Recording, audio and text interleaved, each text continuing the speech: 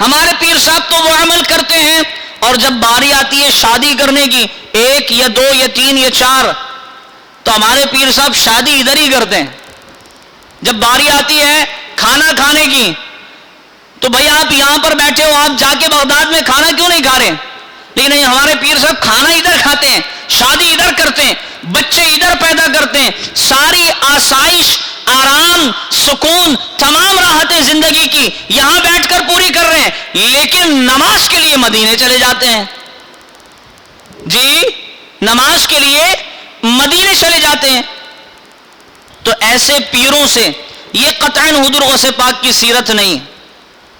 حضور غوث پاک کی سیرت ہم نے پچھلے جمعہ عرض کیا تھا کہ آپ دنیا میں تشریف لائے اور لاتے ہی آپ نے روزے رکھنا شروع کر دیے۔ دنیا میں تشریف لاتے ہی روزے رکھنا شروع کر دیے۔ تو پھر یہ کیا وجہ ہے، یہ کیا معاملہ ہے کہ آج کا پیر، آج کے 2 نمبر پیر، ان کا رجحان، ان کی زندگی صرف اسی بات پر قائم ہے کہ جناب جو دل میں آئے وہ کرو، جو زبان پہ آئے وہ بولو، جو عمل دل کرے وہ کرو، اور بس یہ کہہ کر کے اپنی جان چھڑا لو کہ ہم تو حضور غوث پاک کے ماننے والے ہیں، ہمارے خون میں 11ویں کا لنگر دوڑتا ہے جناب۔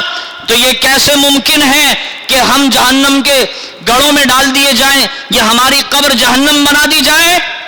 آج کل کے پیروں کا اور ان پیروں کے مریدوں کا یہی حال ہے کہ ہم تو، ہماری رگوں میں تو 11ویں کا خون دوڑتا ہے، 11ویں کا لنگر ہے، ہم نے 11ویں کا لنگر کھایا ہے، اور ایک مرتبہ نہیں، ہم نے زندگی میں کئی مرتبہ 11ویں کا لنگر کھایا ہے، لہذا ہم جہنم میں نہیں چلائے جائیں گے۔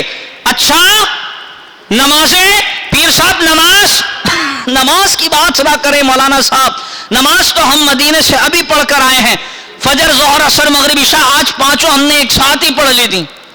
حد یہ ہو گئی، یہ اب آپ کو میں سچا قصہ واقعہ سنا رہا ہوں، حد یہ ہو گئی، ایک پیر صاحب، ہم نے کہا کہ حضور چلے نماز پڑھے، آ جائیں، جمعے کا دن ہے، جمعہ کی نماز ہے، اذان ہو رہی ہے، چلیے۔ اور پیر صاحب کہتے ہیں دھوپ بہت ہے یار، آج نہیں پڑھتا، الامان والحفیظ۔ اب ان کے ارد گرد 10 مریدین ہیں، وہ ہاتھ باندھ کے کھڑے ہیں۔ پیر صاحب نے کہا دھوپ بہت ہے، دھوپ بہت ہے تو نماز معاف ہو گئی؟ نہیں، ہماری رگوں میں حضور غوث پاک کا لنگر ہے بھائی، نماز پڑھیں یا نہ پڑھیں ہماری مرضی، لیکن لنگر جو کھایا ہم نے، اب جب ہم نے لنگر کھایا ہے تو ہمیں تو جہنم کی آگ نہیں چلا سکتی۔ یہ ان پیروں کی خام خیالی ہے، ان مریدین کی خام خیالی ہے۔ پھر کسی سے کہا جائے کہ جناب آپ ایسے پیر کا دامن چھوڑ دیں، آپ قبر میں پھنس جائیں گے، تو ہمیں لوگ آگے سے جواب یہ دیتے ہیں کہ نہیں، قبر میں اگر ہم پھنسیں گے تو ہمارے پیر صاحب ہمیں چھڑوانے آ جائیں گے، قبر میں ہم پھنسیں گے تو ہمارے پیر صاحب آ جائیں گے، ہماری جگہ جواب دیں گے۔ تو ایسا نہ ہو کہ پیر صاحب آ کر غلط جواب دے کر آپ کو جہنم میں لے جائیں۔ پھر آج کل پیر بننے کے لیے، پیر ہونے کے لیے یہ سمجھا جاتا ہے کہ جب تک ہم صحابہ کرام علیہم الرضوان کو معاذ اللہ ان پر طعن و تشنیع نہ کریں، صحابہ کرام علیہم الرضوان کو برا بھلا نہ کہیں، جب تک ہم پیر نہیں ہو سکتے۔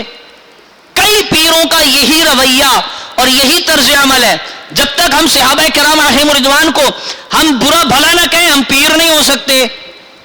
تو ایسے پیروں سے فوراً سے پہلے اپنا تعلق توڑ دیں۔ اگر ہمیں پیر بنانا ہے تو پیر وہی ہونا چاہیے جو اللہ اور اس کے رسول کے احکامات پر ہمیں چلانا شروع کر دے۔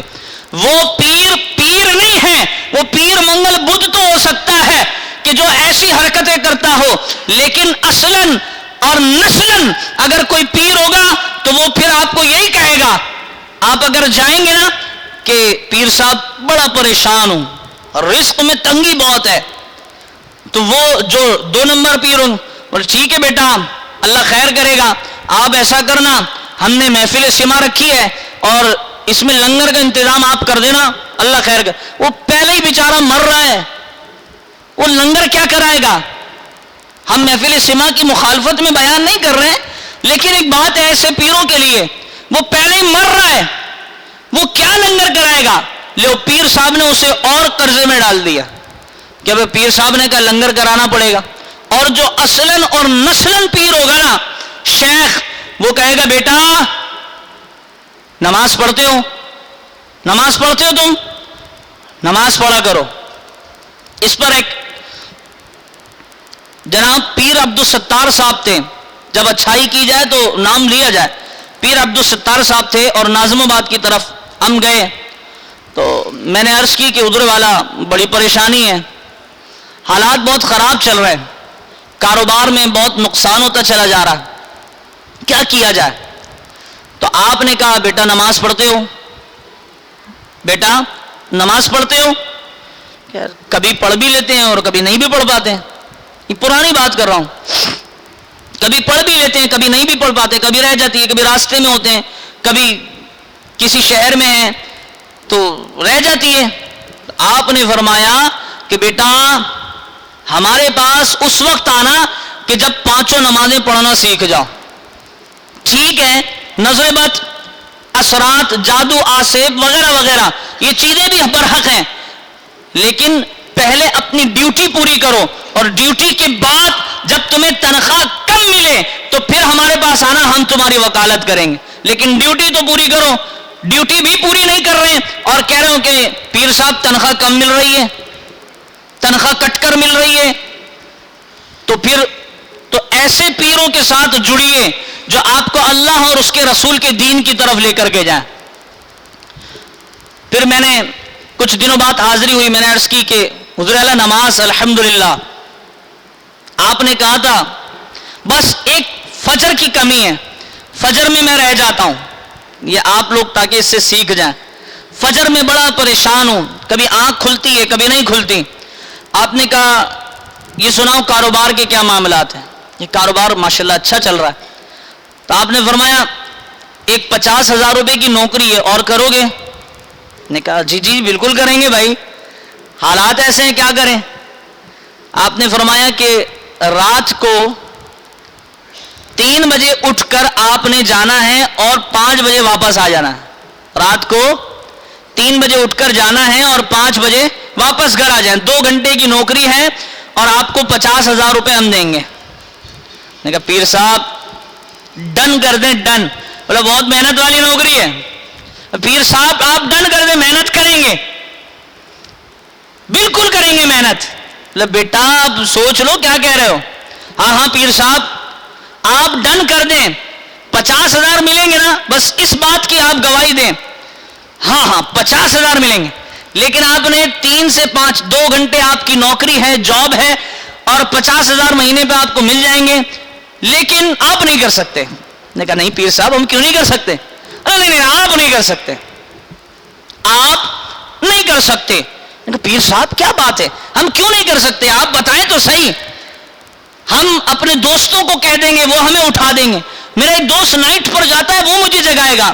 اپنی والدہ سے کہوں گا، والد سے کہوں گا، بھائیوں سے کہوں گا، میں ہر ایک کو کہہ دوں گا، موبائل میں الارم لگا دوں گا کہ بھائی مجھے 3 بجے اٹھانا ہے، مجھے جاب پر جانا ہے. تو پیر صاحب نے کہا بیٹا 50,000 کے لیے 50,000 کے لیے دوستوں سے بھی کہہ دو گے، والدہ سے بھی کہہ دو گے، والد سے بھی کہہ دو گے، اور ساری دنیا سے کہہ دو گے، موبائل میں الارم بھی لگا دو گے، ایک الگ سے آپ الارم والی گھڑی بھی خرید کر لے آؤ گے. اگر یہی فکر، یہی سوچ آپ فجر کی نماز کے لیے یا تہجد کے لیے اپنے دل میں پیدا کر لو تو پھر تمہیں میرے پاس آنے کی 50,000 مانگنے کی ضرورت نہیں پڑے گی، بلکہ تم آ کر مجھے یہ کہو گے کہ پیر صاحب آپ کو کسی چیز کی ضرورت ہے تو بتائیے، میں پوری کر دیتا ہوں. یہ ہے پیر. وہ پیر نہیں جو آپ کو رات 2 بجے تک، رات 3 بجے تک محفلوں میں بٹھا کر کے رکھیں.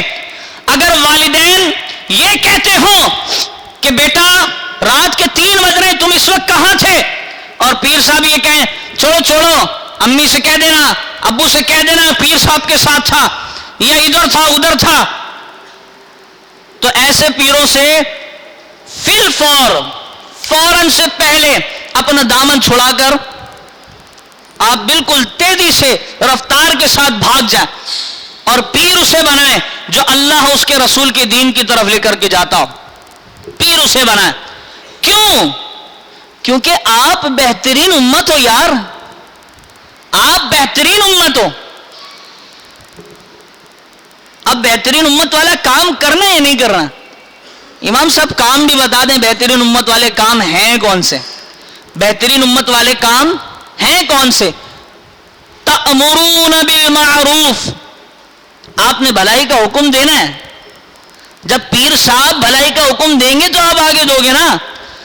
پیر صاحب کی خود داڑھی نہیں, ہزاروں لاکھوں پیر پاکستان میں ایسے ہیں جو شیو کراتے ہیں. اب وہ کیا دین کی طرف لے کر کے آئیں گے جو خود. میں نے 2 یا 3 جمعہ پہلے یہ عرض کیا تھا کہ حضور کے فرمان کے مطابق مرد اور عورت میں فرق کرنے والی چیز, لوگوں کے ذہن میں یہ بات سنتے ہی نا کچھ آ جاتا ہے دماغ میں, یار مرد اور عورت میں فرق ہو رہا ہے. نہیں, حضور نے فرمایا یہ داڑھی, یہ مرد اور عورت میں فرق کرنے والی چیز ہے. لیکن پیر صاحب کی خود داڑھی نہیں, تو وہ مریدوں سے کیا کہیں گے کہ آپ داڑھی رکھو جی. تو ایسے پیروں کے دامن سے وابستہ ہو جائیں جو آپ کو اللہ اس کے رسول کے دین کی طرف لے کر کے جائیں اور آپ کو سکھائیں کہ بیٹا تأمرون بالمعروف, آپ نے نیکی کا حکم دینا ہے, بیٹا نیکی کا حکم دینا ہے. اور میں یہ سمجھتا ہوں کہ اس دور میں 2022 میں اگر کوئی نیکی کا حکم اس کے حق کے مطابق دے رہا ہے تو وہ دعوت اسلامی ہے. اگر کوئی نیکی کا حکم جیسا حق ہے دینے کا اگر کوئی دے رہا ہے تو وہ دعوت اسلامی ہے. وہ آپ کو نیکیوں کی حکم کی اچھی تربیت کرتی ہے کہ آپ نے نماز ایسے پڑھنی ہے, آپ نے روزہ رکھنا ہے ان احتیاطوں کے ساتھ. دعوت اسلامی تو وہ ہے کہ آپ کو سحر میں بھی وقت بتاتی ہے تو کہتی ہے کہ بھئی سحر کا احتیاطی وقت یہ ہے, افطار کا احتیاطی وقت یہ ہے. تو احتیاطوں کے ساتھ, تدبیر کے ساتھ, حکمت کے ساتھ